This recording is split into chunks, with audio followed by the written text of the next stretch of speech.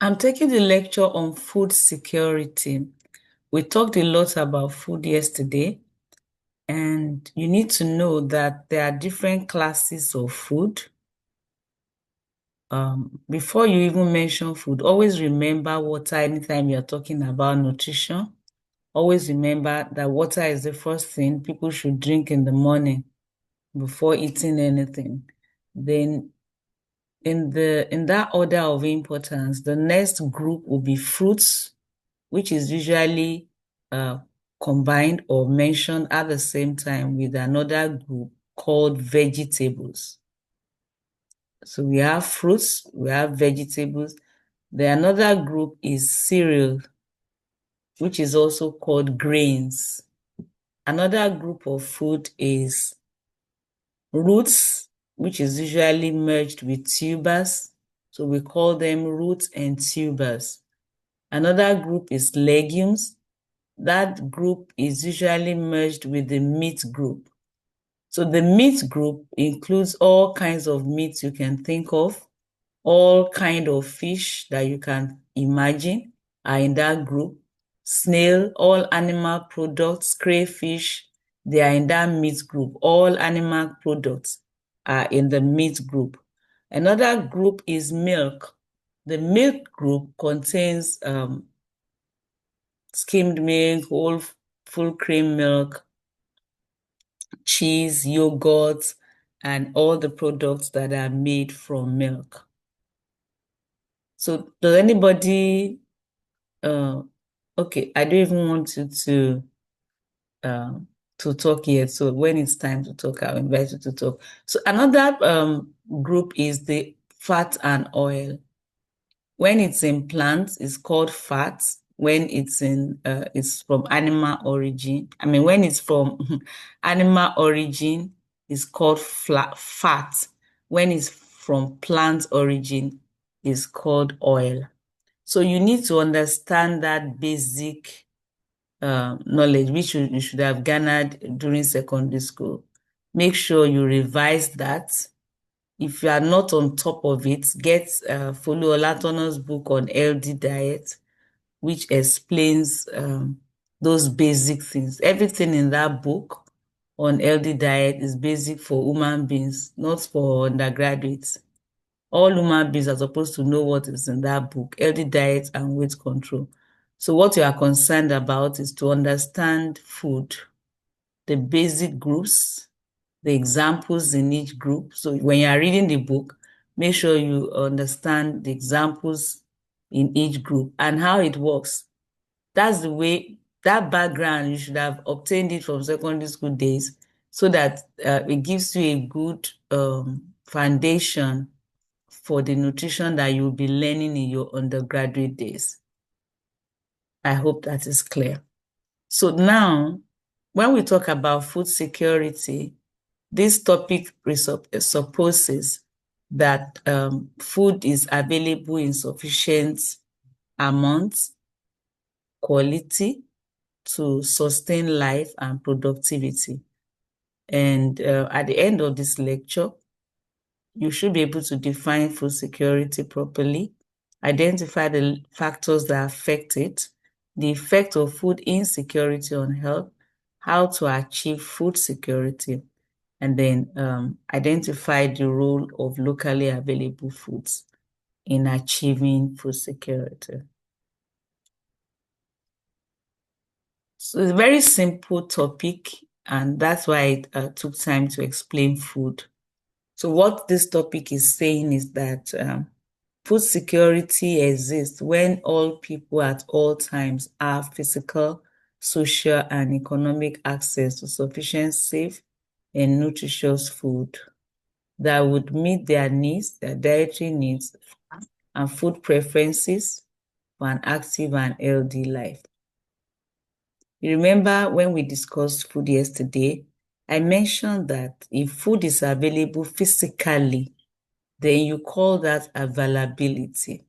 And when people are enough purchasing power to buy the food, that is accessibility. And then if it's acceptable, if it's the kind that they prefer, it meets their preference, is socially acceptable to them. That is called acceptability. So when all these are in place and is sufficient, then you can say there is food security. And the type of food security or level will depend on who you are referring to. It can be for an individual, household, community, or even the nation. So if for any reason an individual is not able to achieve this physical, social, economic access to an extent that his needs is met and his preferences are also met, to be able to live healthy and productive life, then that person is food insecure. But what you need to understand is that in the same household, some people can be food secured while others are not. So it's important to also understand household food security. So it means access by all members at all times to enough food for an active healthy life. Everything I've explained earlier on, if every member of the household can confidently say that they have physical, economic, social access to food at all times, and the kind of food that will also meet their preferences and supply the nutrients needed to live a healthy and active life, then that household is food secured.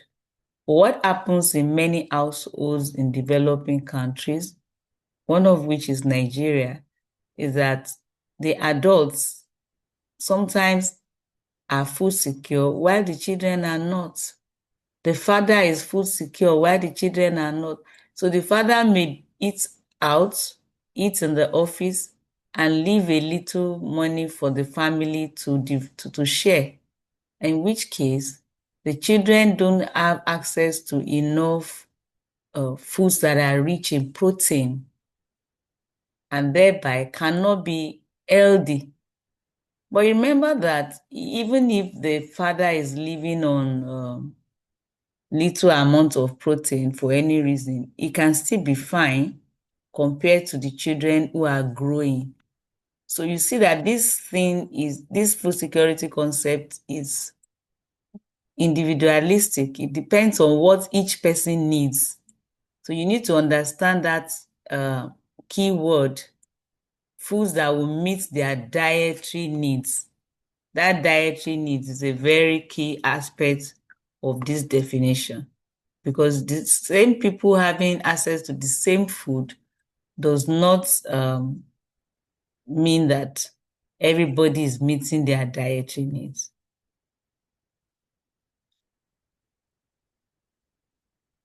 So all occupants do not live in hunger or fear of starvation. And it's not just for a day, but that everybody is assured, there's assured ability to acquire acceptable foods in socially acceptable ways, and they are not resulting to emergency food supplies, scavenging, stealing, or other coping strategies. The dimensions. So when we talk about food security, I've mentioned some pillars. That's the accessibility, availability, and all that. Now you need to think of it in different ways. That's what is called dimension. So the dimensions of food security include that availability. And for that dimension to be satisfied, there must be increased production. If farmers are not producing, then food will not be available. Then accessibility means everybody has equal access. It's not only the rich people who have money that have access. The poor too should have access. That's why you will say the accessibility is fulfilled. Then adequacy now, I've not mentioned that. before, so you need to pay attention and understand. Adequacy refers to the sustainability of production, distribution, consumption, and waste management. In other words, let's assume that we're talking about food security in terms of the nation. So we would say that the adequacy when the nation is able to sustain the current level of production or the level of production that will satisfy the population. So remember that there's population growth. So that production must keep satisfying that population despite the population growth before you can say there's adequacy. And then the distribution there must be equity. So they shouldn't be in a way that the people in the cities have access to food while the villagers don't have. That's what happens many times. The people that are producing the food, they sell everything off and they live on scraps. So if that happens, if it's not well distributed, that means they don't have food. There's food insecurity. Another aspect is the consumption and the waste. Then the sustainable food system. So that this is saying that those who are alive now, even if you are able to meet your needs, but you are jeopardizing the future in that nation, you cannot say there is food security because this dimension of adequacy has been compromised. So for adequacy to be in place, the people who are alive will be able to meet their dietary needs and they will not destroy the hope for the future. So how does that happen? When everywhere is cultivated or everywhere is built up rather, construction work everywhere, the ecosystems are disrupted and the future generation are not confident of producing enough food for themselves, then the nation is food insecure. I've explained acceptability earlier on, and this is saying that the food options that are acceptable in each culture are available. So what are the pillars? Pillars are referring to, you notice that these pillars were also mentioned during the time I explained dimension. But the pillars are the factors that must always be in place. Always, anytime we refer to food security, these pillars must always be in place. And you will notice availability is the one that has been mentioned all the while. Then access must always be in place. So the other one that I'm introducing now is food use. Food is available. Someone has bought it. The money is available. But how is it being prepared? How is it being consumed? This also matter a lot in food security. So it must be prepared in hygienic ways, and the caregivers or those who are preparing the food should have basic knowledge of nutrition and care so that they apply that knowledge. Then there must be adequate water and sanitation. Because if the food gets contaminated and it causes infection, all the nutrients they will not be properly absorbed. The infection will waste energy and all the efforts will be affected. So it's very, very important that food use is proper. So what are the factors that affect food security? I need somebody to make a comment now. The factors that affect food security. What do you think from what I've explained? The scale at which food can be produced at a time will affect food security. The ability to transport the food to where it is needed will affect food security.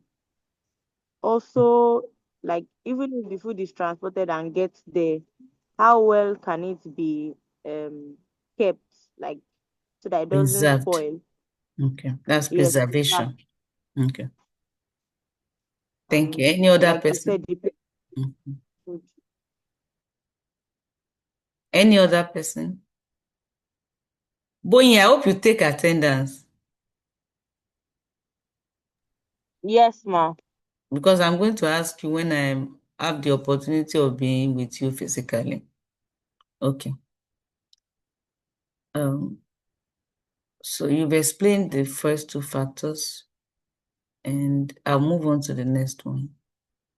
So if you remember yesterday's lecture, we talked about population growth affecting food.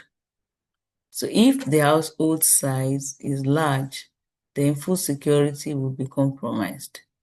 And then the kind of housing, people that dwell in slums, some of them have their houses on top of the drainage, those kind of characteristics, the kitchen beside the toilet, all those things can affect food use. There can be contamination of food. They will not be able to prepare the food in very hygienic ways, and that can lead to infection and problems. Then the source of water, people may have well, maybe they will fetch water from the well. The well is not properly sited, far away from the sewage tank. Those kind of things can cause problems. And then if there is no electricity, no energy, they have to go to far places to fetch wood to be able to cook. That can also affect food security because that's the stress to even fetch the wood to source for energy. It can even discourage people from preparing food occasionally. And the availability of kitchen, bathroom, toilet, those factors are very important. Some people don't have access to kitchen. They have to cook outside. They have to walk outside to be able to cook. So those factors are very important. So if you are conducting a survey and you want to assess all these things, you need to ask questions around all these factors. The income and expenditure is also very important. The total income of a family. If you ask a woman how much does the husband earn, how much does she earn, and the total is 200,000 in a month, whereas the they have 5 children. Don't need any angel to tell you that it's likely that those children are not feeding well in Nigeria or today. Then the household expenditure. So the total income can be huge. Maybe it's 500,000, but the father likes to buy electronics. The mother likes to buy ashwebi and go for parties on weekend, and those different kind of lifestyle. Then you now ask, okay, how much do you budget for food out of this 500? And it says there's no budget or it's 100,000. Another factor this time around, which can be positive, is access to credit. So if one of the parents, especially the mother, works in a place where they have access to credit, um, that can improve food security for the family because she would have collected the food, then the money will be deducted from the salary at the end of the month. So most likely the money for food will be paid first before other things crop up. So food security and health, that's why we are here. That's what we're concerned about as doctors. So we need to understand the link between food security and health. If food is not available, it leads to poor nutrition, which would eventually affect health. And what we need to understand is that many households don't get enough food, so that you don't just sit down in the clinic wondering why people have certain kind of challenge, certain kind of deficiencies. You should know as a doctor in this part of the world that many households don't get enough food. Sometimes the food does not fulfill the nutritional needs of all members. Some people would, you'd be surprised, they eat bread in the morning and then a bar in the afternoon, Indomie at night, and you're wondering what kind of food that is rich in protein did you eat during the day, and they will tell you none. So those are important factors. Sometimes the food does not. Okay, um, I've talked about distribution earlier on, that it's not equitable even within the household because of our culture. The head of the family, the father, may be eating 3 pieces or 4 pieces of meat, while the mother shares 1 piece for 4 children. Those things happen. They may sound weird, but they happen. So if there's food crisis, if people are not getting enough food, what do you think will happen? What are the details of the challenges that can occur if food does not go around, if there's food insecurity? I need you to contribute now.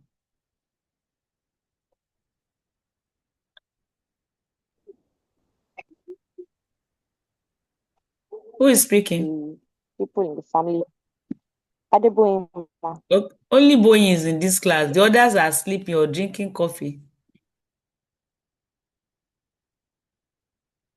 Mobolaji,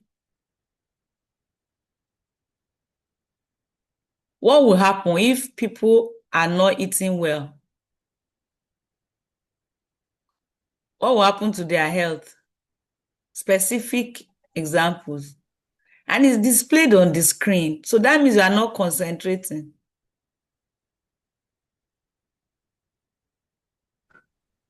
Right. Okay. Moyo, Good morning, sorry. ma. Good morning. Yeah, go ahead. And when people don't eat well, it can affect their immunity and make them Okay, susceptible to diseases. very good. So their immunity will be low and they will be susceptible to infection. I Good like the morning, ma'am. hold on. The fact that you mentioned diseases, let me quickly explain that when people's immunity are low, they are not just susceptible to cold or upper respiratory tract infection or malaria or other communicable diseases. Please note that they are susceptible to non-communicable diseases too. That immunity affects the whole body and it can lead to NCDs. That's low immunity can also affect NCDs. Go ahead, please. Yes, ma'am. I wanted to add that it can cause like burden on the healthcare services. So if people are not eating well, they'll be catching diseases and there'll be more people in hospitals. That's very good. So that can increase the rate of undernutrition. Any other person? Well, it could affect child development. Like if there's no low food, there could be delayed mental development or stunted growth or cognitive impairments in a child.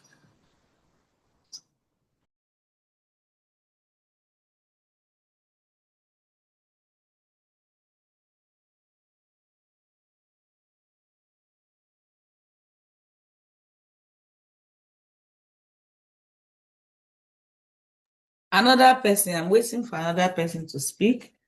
These points are on the screen. All I need you to do is to add to them. You can mention the ones on the screen too, but they cannot be exhaustive, so you add to them.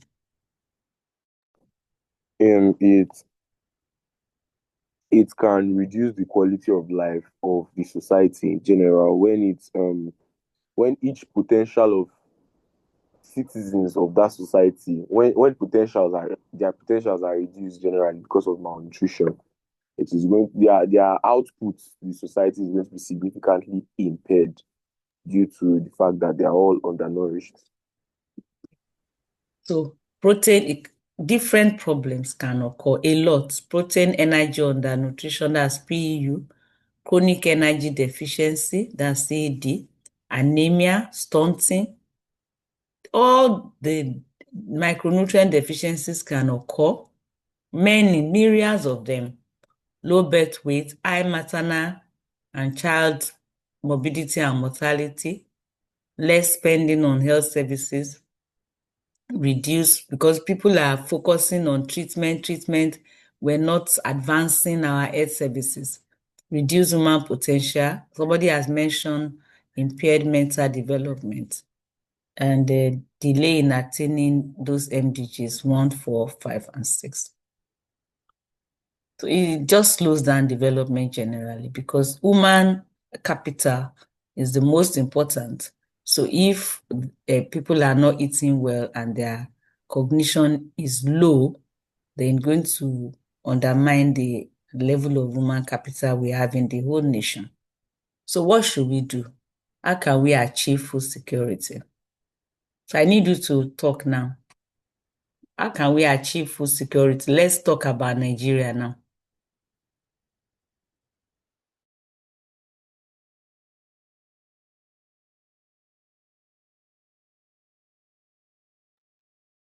Ma, Yeah, go ahead.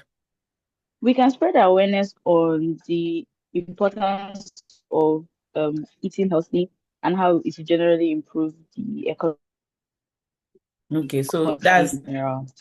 that's health education. But before we even get to health education, we must make sure that the food is available. That Yes, ma. availability is always number one. Do we have enough food? We don't. We need people to be more involved in agriculture. We need to boost agricultural science and technology. We need property rights, especially for women. Women should have property rights so that they can be free to feed themselves correctly. They are not looking up to any man. Very, very important. And if people are empowered, everybody needs property rights to secure property rights and access to finance. But I'm saying that if women are empowered, they will take care of their children. It's not likely that a woman will have sufficient funds and the children will suffer. But a man can be buying cars, big cars and electronics while the children don't feed well. He won't see it. Many men don't. So it's very important. We also have to pay attention to fertility rates so that we have slower population growth. Because if people are producing more, we're encouraging more production, but we keep increasing the population growth at a very alarming rate, then the production will not be able to catch up. Then the levels of those wasting diseases, I mentioned them yesterday, like HIV, cancer, and all those diseases that waste resources. Their levels must be low so that we're not wasting calories and food. So as the agricultural productivity improves and people are eating balanced diet, healthy diet, well, and children are growing properly with good cognition, then there will be it drives economic growth. So there will be better economic growth in the nation, and we have higher ranking in human development that would contribute further to the economic growth. So do you have any question? It's a very critical factor is to pay attention to our locally available foods and harness them to fulfill this food security. It's not sustainable to look at imported food to fulfill this goal of achieving food security. So we need to look inwards. You need to look inwards. The locally available foods are usually at hand. They're at hand. They are affordable. That makes them accessible to most people. They're also adapted to our eating habits, adapted to our digestive system. They are in the natural form. They are safer for health compared with processed foods. And they contain other substances apart from nutrients. There are some substances in food that are not necessarily nutrients, such as phytochemicals and antioxidants. Those substances boost health, boost immunity, fight cancer, and non-communicable diseases generally. So it's important to pay attention to locally available foods. It doesn't mean that novel foods will not be produced. Yeah, novel foods will be produced in addition to locally available food, but this is the one that is the most important and sustainable. Do you have any question? If you don't have any question, I'll conclude by saying that food security is very important at every level, individual, households, community, and the nation. And the important things that we must note about it is that food must not just be available, but accessible. People must have sufficient funds to be able to purchase the food. Then it must also be used properly. Those are the pillars. There are other dimensions such as acceptability, that means it's socially acceptable. But if these pillars are in place, at least they will be healthy. Even if you don't really like yam and vegetable, but if you eat yam and vegetable and at other times you eat your rice and fish during the day, you'll be healthy. So these are the pillars, and if they are fulfilled, then we can say that there's food security, but also note those other dimensions, acceptability and adequacy. They are important for national food security. So we've emphasized that we're concerned about food security because it affects health. And amongst all the different methods of achieving it, use of locally available foods, which are rich in fiber, micronutrients, and phytonutrients, are very important and should be harnessed. Thank you and have a nice day.